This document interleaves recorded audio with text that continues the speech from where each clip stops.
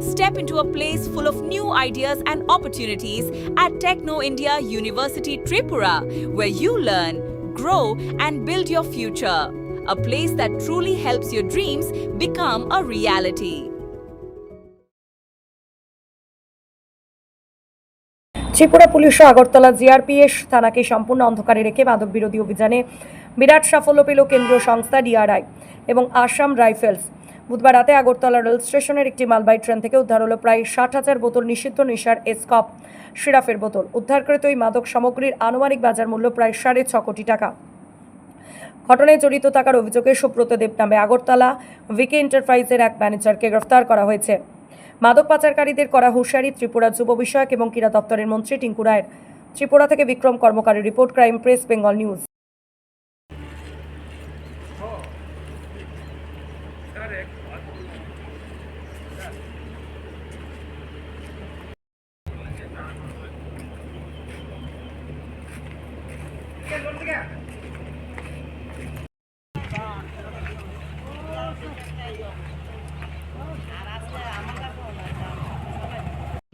হ্যাঁ মেন দরবার করছে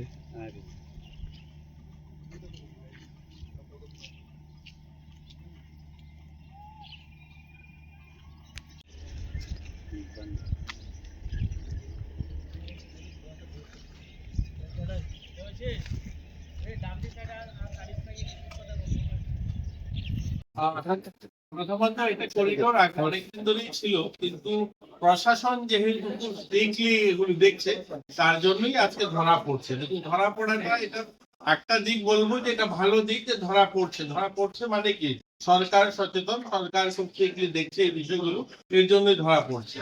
আপনারা শুনলে খুশি হবেন, চুড়াইবাড়িতে একটা বিগ স্ক্যানার, আধুনিক স্ক্যানার বসানো হচ্ছে। সরকার সিদ্ধান্ত নিয়েছে, আমি এক্সাক্ট অ্যামাউন্টটা বলতে পারবো না, বড় অ্যামাউন্টে ইনভেস্টমেন্ট করে সেখানে স্ক্যানার বসানো হচ্ছে, যেন মাদক যেভাবে আসে সেগুলো স্ক্যান করা যায়। মানে গাড়ি, প্রত্যেকটা গাড়ি খুলে তো করা যায় না, সে এমন আধুনিক স্ক্যানার যে পুরো গাড়িতে স্ক্যান হবে। তো সরকার ইনিশিয়েটিভ নিচ্ছে এটা, কিন্তু আমি যেটা আজকে বলার চেষ্টা করলাম যে এটা করিডোর হিসাবে এতদিন ব্যবহার হচ্ছে, কিন্তু আমাদের এখন সচেতন হতে হবে। আমাদের যে ছেলেমেয়েরা রয়েছে, নতুন প্রজন্ম, এদেরকে এজে তারা ক্রেতা হিসাবেও কিন্তু দেখছে, এরা বায়ারও কিন্তু। এটা কিন্তু খুব ভয়ানক আমাদের জন্য। এর জন্যই এতগুলো আয়োজন, যে আমরা চাইছি যে আমাদের ছেলে মেয়েদের মধ্যে অ্যাওয়ারনেস আরো বাড়ুক, এবং আমরা সকলে মিলে যদি প্রয়াস করি তাহলে বোধহয় সেটা সম্ভব হবে। আপনারা দেখলেন এখানে আমাদের প্রশাসন থেকেও লোক ছিলেন, পুলিশ দপ্তর থেকেও ছিলেন, যারা নার্কোটিক্স ডিপার্টমেন্টে দেখেন। এখন কিন্তু অনেকগুলো আমাদের গ্রেপ্তার শুরু করা নয়, তাদেরকে কি করে শাস্তি দেওয়া যায় সেটাও কিন্তু এখন ব্যবস্থা হয়েছে। আপনি যদি দেখুন প্রায় 1800 কেস এখানে আমরা দেখলাম 3 বছরে যাদেরকে এন্ট্রি হয়েছে এবং শাস্তিও হয়েছে। এগুলো নিয়ে সরকার খুব সচেতন। আমাদের সরকারের লক্ষ্য এগুলোকে বার করা, আর যারা নেশাগ্রস্ত হচ্ছে সেখান থেকেও তাদেরকে কি করে মুক্ত করা যায় তার জন্য সরকার নিচ্ছে।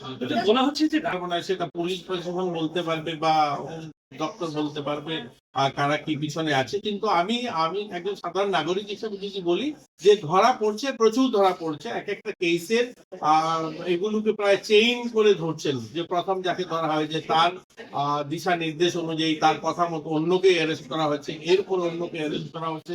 কিন্তু এরপরেও যদি কিছু থাকে আমার কোনো ধারণা নেই, কিন্তু নিশ্চয়ই সরকার সেগুলো করবে। সরকার, আমাদের মাননীয় মুখ্যমন্ত্রী একদম এটার প্রতি নেশা নিয়ে খুব ঠিক হয়েছেন যে আমরা নেশা মুক্ত ত্রিপুরা রাজ্য গড়ব, তার জন্য যা যা করা প্রয়োজন রয়েছে সেটা করা হবে। এটা তো আপনি বুঝতে হবে রেলকে কেন টার্গেট করা হচ্ছে। যেহেতু পুলিশ প্রশাসন এত চুড়াইবাড়িতে ঠিক রয়েছে, যেখানে এখন প্রত্যেক গাড়ি মাল আনলোড করে চেক করা হচ্ছে, বিভিন্ন তারা যেগুলো তারা যে পদ্ধতি অবলম্বন করছেন, কেউ টায়ারের ভিতরে, কেউ ফলস বডি বানিয়ে, সেগুলো যেহেতু এখন চেক করা হচ্ছে, তারা সেকেন্ড অপশন রেলকে ধরছে। দেখবেন এরপরে রেল পরে প্লেনে যাবে, তারা ট্রান্সপোর্টেশন অন্য কুরিয়ারে যাবে, কিন্তু সময় সময় তারা পাল্টাবে। কিন্তু সরকার প্রত্যেকটা ক্ষেত্রকেই আইডেন্টিফাই করে এটাকে অ্যাকশন নেওয়ার চেষ্টা করছে। কেন্দ্রীয়